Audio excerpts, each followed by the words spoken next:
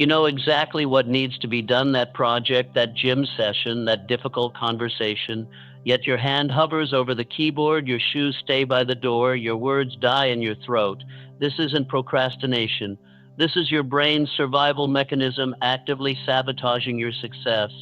When neuroscientists studied high achievers, they found identical patterns of resistance in their brains before taking action.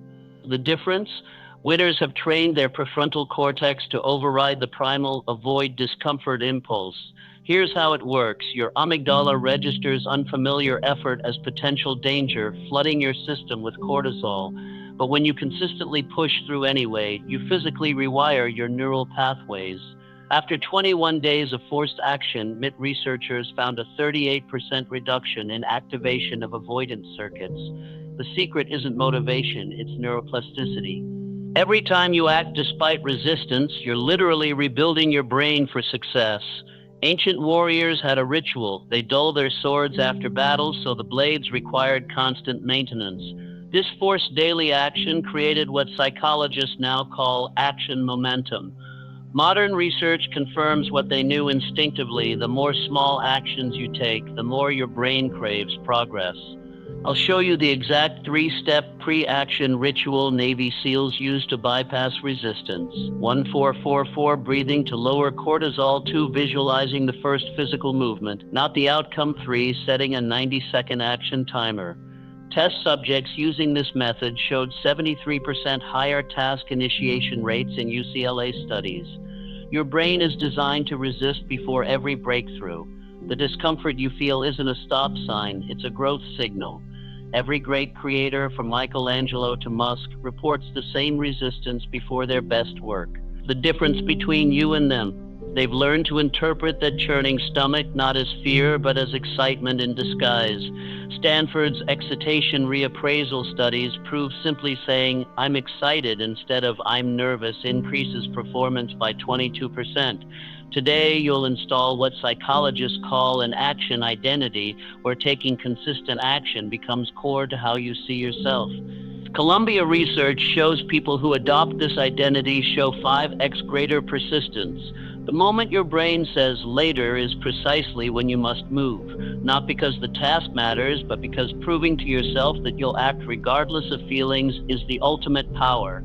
Every forced action deposits confidence in your neurological bank account. After 7 days of this practice, you'll notice something terrifying. Your excuses will start sounding hollow even to you. That's when you'll know the rewiring has begun. Fear alchemy. Your palms sweat, your throat tightens. That voice whispers, "What if you fail?" And in this moment, you stand at the most important crossroads of your life. Because fear isn't your enemy, it's the raw material of courage. Special Forces psychologists have identified the 3.2-second rule, the window between fear emerging and your brain constructing catastrophic scenarios. SEAL Team 6 trains to exploit this gap with tactical breathing, not to eliminate fear, but to harness its energy. When researchers monitored their brain activity during simulations, they found something revolutionary. The best operators weren't fearless. Their amygdala fired just like everyone else's. The difference? Their prefrontal cortex converted that energy into hyperfocus. You can replicate this through what Harvard neuroscientists call threat reappraisal. Instead of trying to calm down, you tell yourself, "This adrenaline sharpens my senses."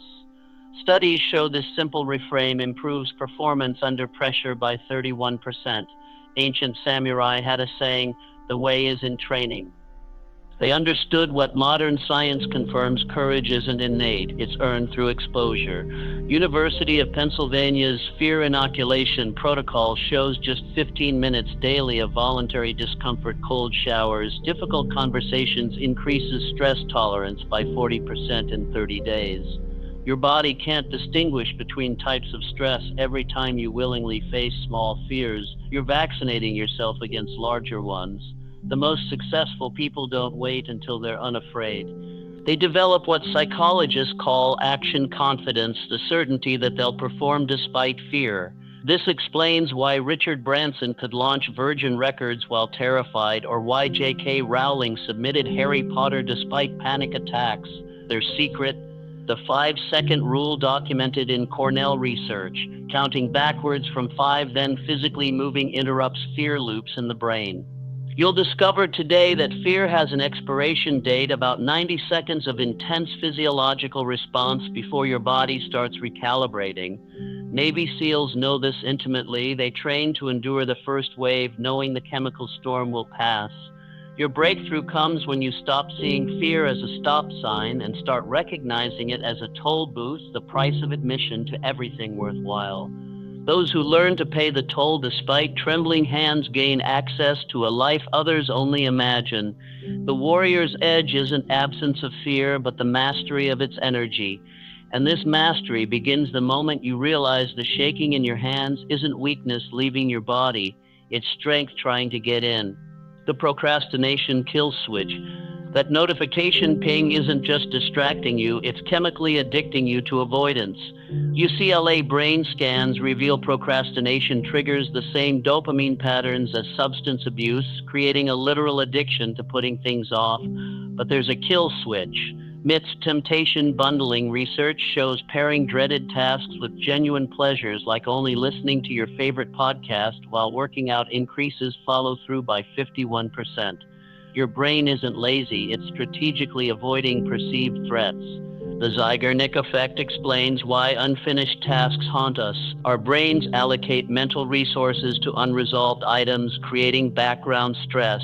But here's the miracle: starting any part of the task, even just opening the document, reduces this cognitive load by 62%. Stanford's Micro Start protocol proves committing to just 90 seconds of work tricks your brain into continuing 83% of the time.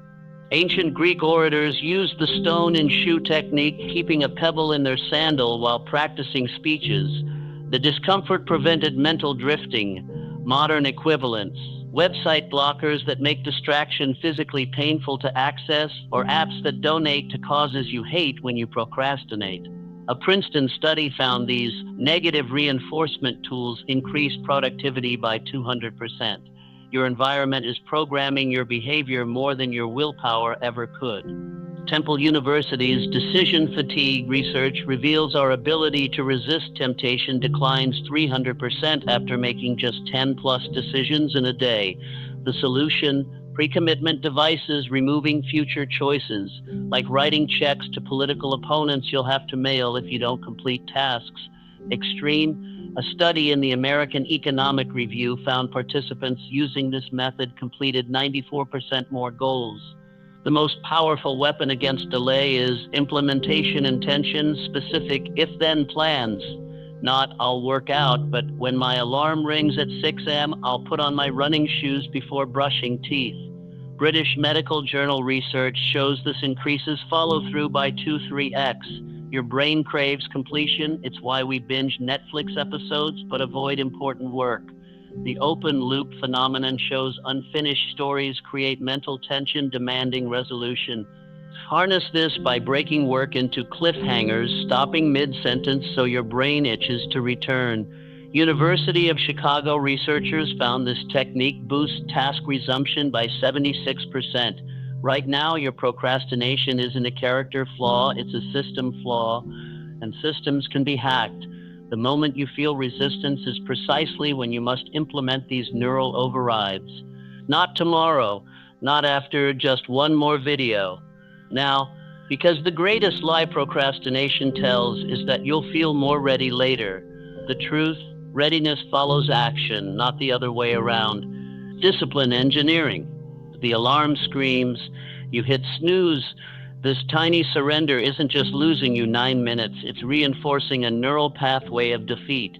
Army Ranger research shows willpower operates like a muscle, but with one critical difference: while physical muscles tire, disciplined strength grows precisely through resistance. Every time you override impulse, you're not using up willpower, you're building what neuroscientists call effort tolerance. University of Pennsylvania's cookie experiment revealed this paradox. Students who resisted fresh baked cookies for science credit later showed 23% greater persistence on unsolvable puzzles. Their secret?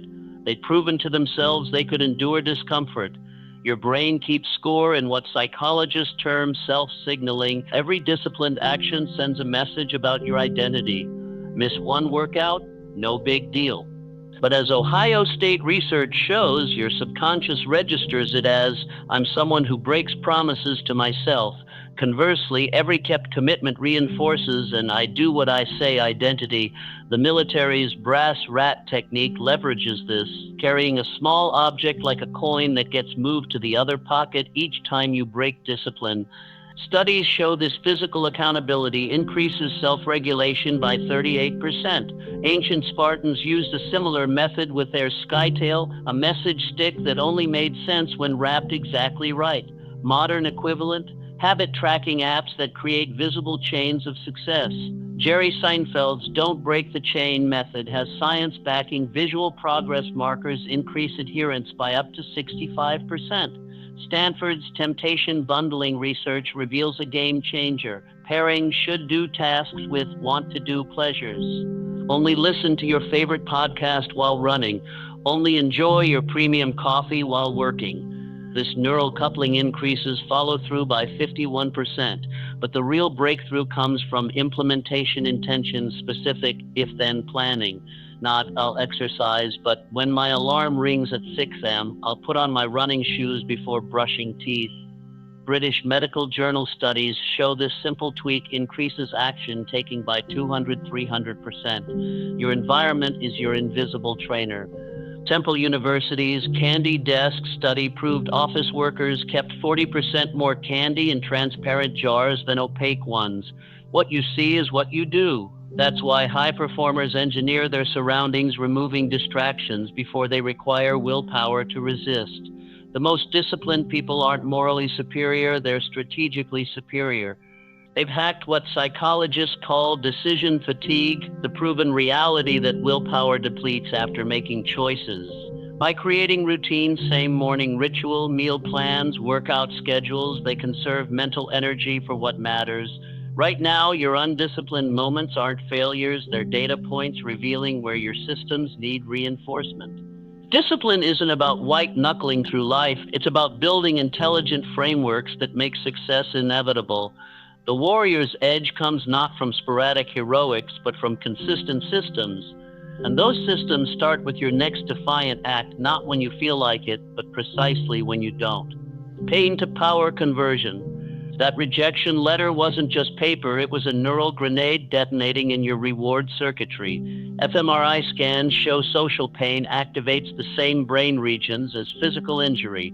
But here's what they don't tell you. This shared neural pathway means you can train resilience like athletes train pain tolerance. Special forces use stress inoculation, controlled exposure that increases coping capacity. University of Buffalo's groundbreaking study proves people who experience moderate adversity develop 37% greater mental toughness than those who faced either high trauma or none. Your struggles aren't obstacles, they're the exact weights needed to strengthen your psychological musculature. Ancient samurai practiced motion mind without mind, a state where pain was observed but not owned. Modern neuroscience calls this cognitive diffusion. When researchers taught subjects to view discomfort as interesting physiological data, rather than personal suffering, pain tolerance increased by 50%.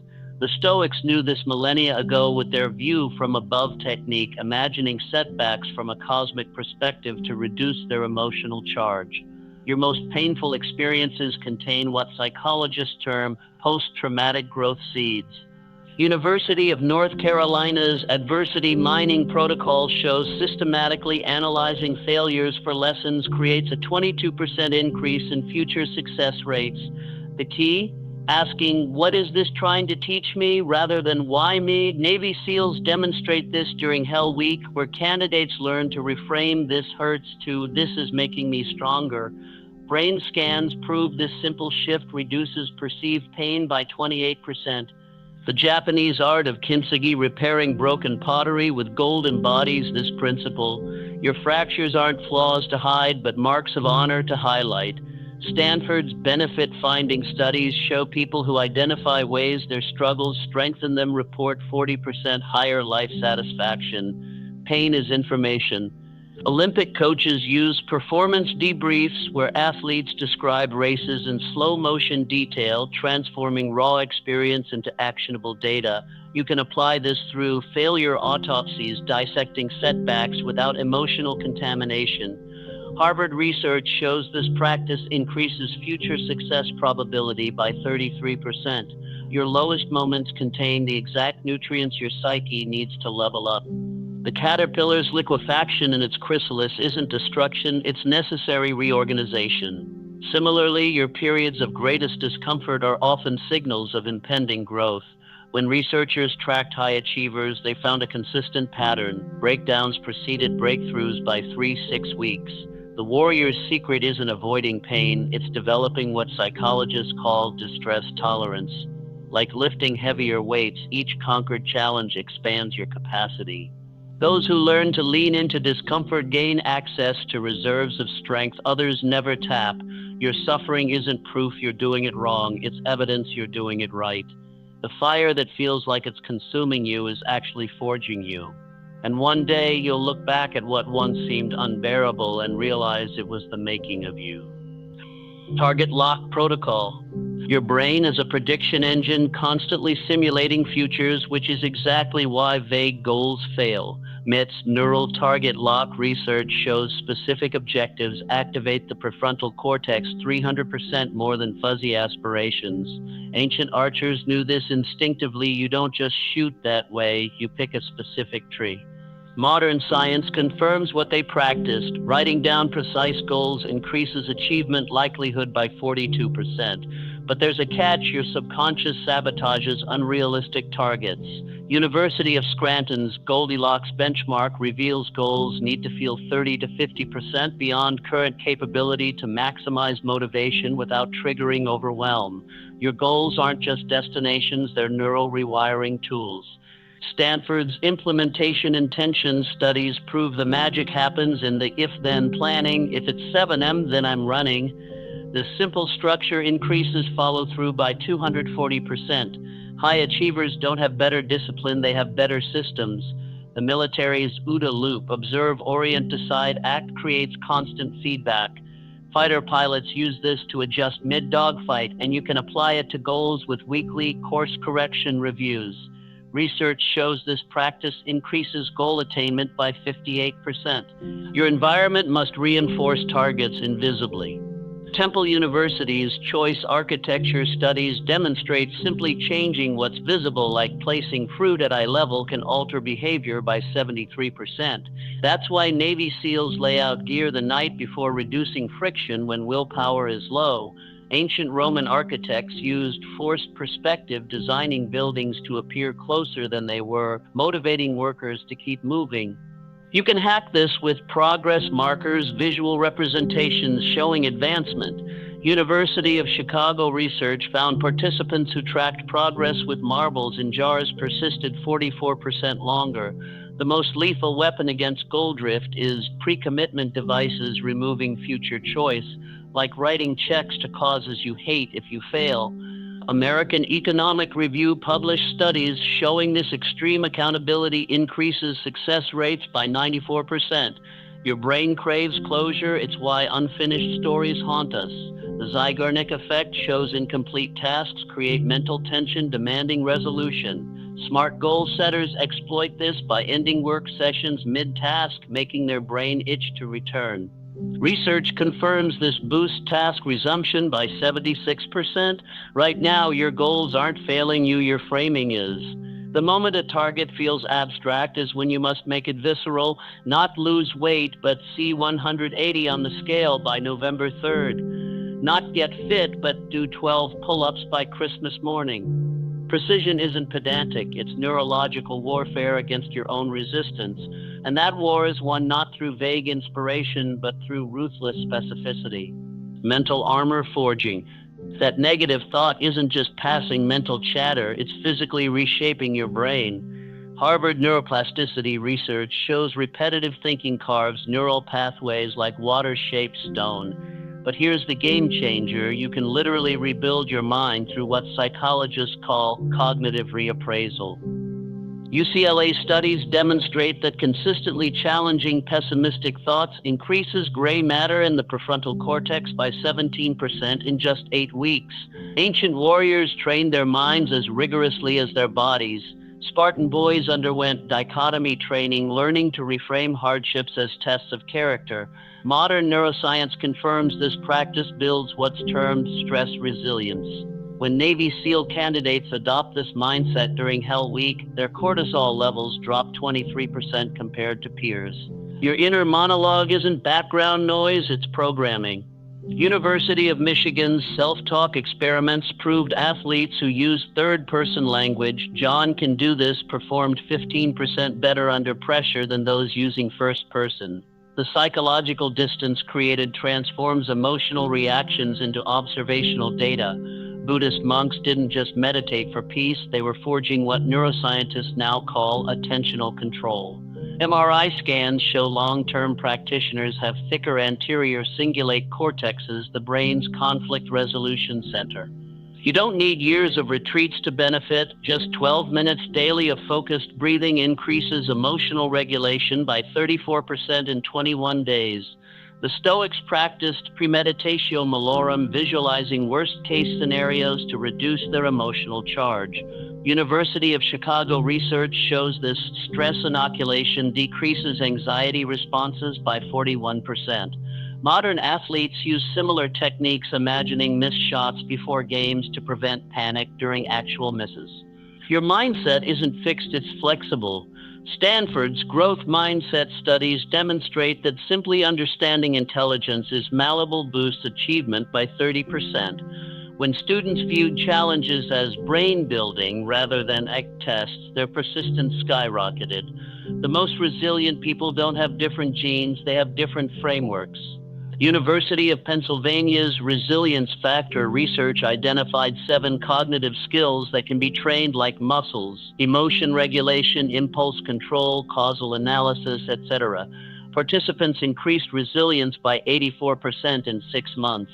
Right now, your thoughts are either fortifying you or fragmenting you. Every internal narrative is either constructing mental armor or creating points of vulnerability.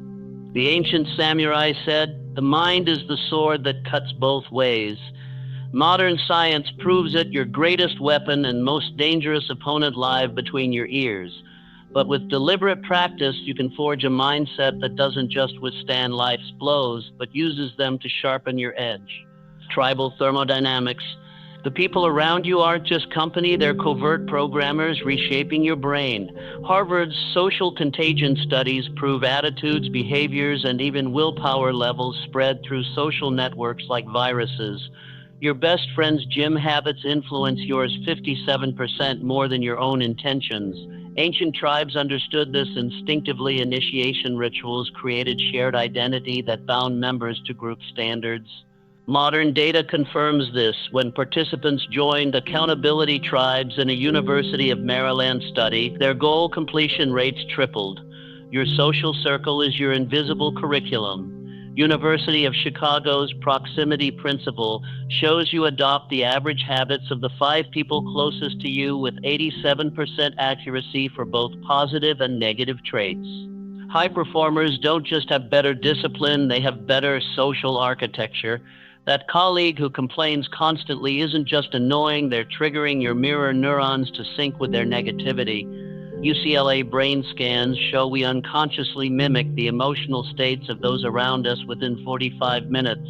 The solution? Emotional distancing, maintaining physical or psychological space from toxic influences. Research shows this preserves motivation levels by 63%. Mentorship isn't optional, it's neurological fuel.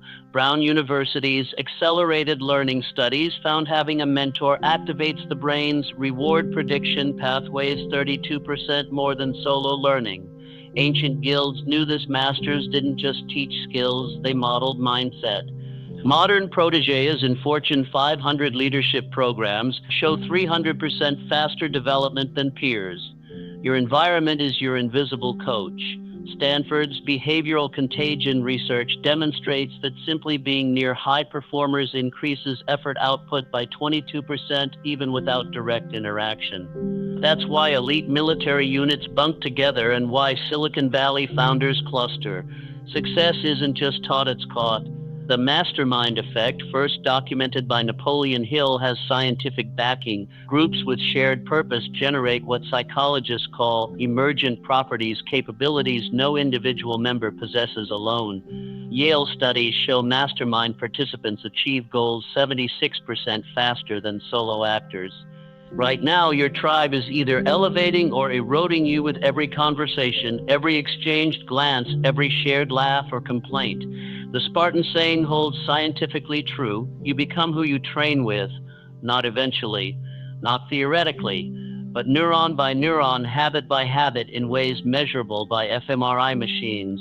Your network is your net worth, not in money, but in the invisible currency of cognitive patterns and emotional rhythms. Choose wisely, because they're choosing you right back at a cellular level. Chronodominance, that quick check of your phone isn't just 30 seconds lost, it's a 23-minute cognitive derailment. University of California's attention residue research proves task switching leaves mental fragments that degrade performance. But here's the military-grade solution: time blocking used by special forces to maintain operational focus under fire. Studies show dividing your day into 90-minute operational periods increases productivity by 40%. Your brain doesn't tell time, it experiences temporal perception. Stanford's time warp studies demonstrate stressful tasks feel 38% longer than neutral ones, while flow states compress subjective time. Ancient sundials had a secret: their shadows moved imperceptibly, teaching observers that small, consistent actions create dramatic results over time. Modern micro-scheduling applies this breaking work into 25-minute chunks with 5-minute reinforcements, increases persistence by 300%. Decision fatigue isn't myth, it's neural reality. Columbia University research shows each choice depletes glucose in the prefrontal cortex, reducing willpower reserves. That's why Obama wore only blue-gray suits. I don't want to decide what I'm eating or wearing because I have too many other decisions. Automating trivial choices preserves mental energy for what matters. Your environment is a silent time thief. MIT's architectural influence studies prove open plan offices cost workers 86 minutes daily in recovery from interruptions. The solution: signal blocking, physical barriers, headphones, signage that reduce interruptions by 63%. Medieval monks knew this. Their carols weren't just workspaces, but cognitive sanctums. The most powerful time tool isn't an app, it's mortality awareness. Memento mori practices used by Stoic philosophers are now validated by University of Kentucky research. Participants who reflected daily on life's brevity made 35% more progress toward goals. Modern executives use death meditation, not as morbidity, but as motivation, visualizing their legacy to prioritize ruthlessly. Multitasking is neurological fraud. University of London studies prove attempting simultaneous tasks drops IQ by 15 points, equivalent to missing a night's sleep. The brain doesn't parallel process, it toggles inefficiently. High performers practice sequential singularity, doing one thing with full presence. Your circadian rhythm is a secret weapon. Naval Academy research shows willpower peaks 2.5 hours after waking, making morning the golden hour for critical work. The ancient Chinese Zai Wu cycle divided days into 12 energy phases. Modern science confirms alertness naturally dips between 1-3 p.m., making this ideal for routine tasks. Right now, time isn't passing you by, you're surrendering it piecemeal to distractions dressed as urgencies. The warrior's edge comes not from managing time, but from commanding it, treating each moment with a strategic reverence. A general reserves for battlefield deployments.